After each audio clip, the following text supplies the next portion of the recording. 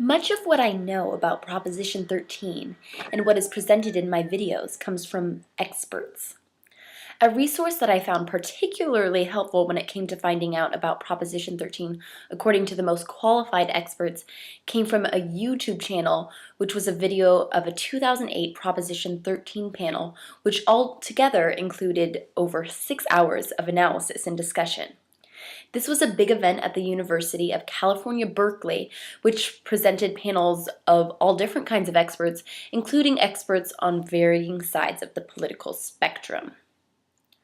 For experts on the panel of economic impacts of Proposition 13, there was Dave Dorr of the California Taxpayers Association, William Fischel, professor of economics at Dartmouth College. Sorry if I get some of these names wrong, by the way, because I don't exactly remember how they were all pronounced.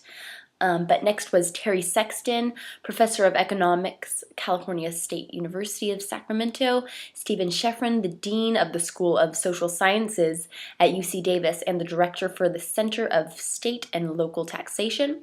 And also he was a previous board member of the National Tax Association. And currently he's a professor of economics at UC Davis. Next was Isaac Martin from the Department of Sociology at UC San Diego. So that panel included experts that were economists and sociologists and social scientists. The panel on Proposition 13 as it relates to the public finance arena included John Kurland, the executive director of Delta Vision, who had 3 decades of experience analyzing policy and administration and is actually the author of several Proposition 13 studies. Gene Ross, who is the executive director of the independent think tank of Fiscal and Policy Analysis for California, the California Budget Project, which is also one of the sites that I used for other parts of my videos. And John Stelly, professor of economics from UC Santa Barbara, and he is part of the Public Policy Institute of California. He is the most highly regarded expert on school finance in California, and there also was Kirk Stark, professor of law at UCLA and a member of the board of directors for the National Tax Association. So that panel included heads of different organizations, government workers, experts on policy, economics, and experts in law. Also included was a panel on the political dimensions of Proposition 13. This included John Funn from the Wall Street Journal, who previously was a research analyst for the California State Legislature, David Gamage, assistant professor of law at UC Berkeley, Isaac Martin, an assistant professor of sociology at UC San Diego, and Peter Schrag, a Sacramento Bee writer and the author of 2 books that are a major study of Proposition 13. So in the last panel, there were journalists, experts in law, and a sociologist. Some of the interesting things discussed by these experts included analysis of public opinion, voter trends, how Proposition 13 changed tactics for achieving revenue, and the way revenue was redistributed throughout the state, and how Proposition 13 fever spread throughout America. Other subjects included how school finance was changed by Proposition 13, the reactional politics and legislation resulting from Proposition 13, and how it created the lock-in effect for homeowners, and how the tax burden has increasingly been shifted away from businesses and back to homeowners. An interesting analysis on how big business benefits from Proposition 13 more than small businesses and homeowners. Small business does not benefit as much since they have faster turnover, they buy and sell property more often, and they don't get the tax breaks.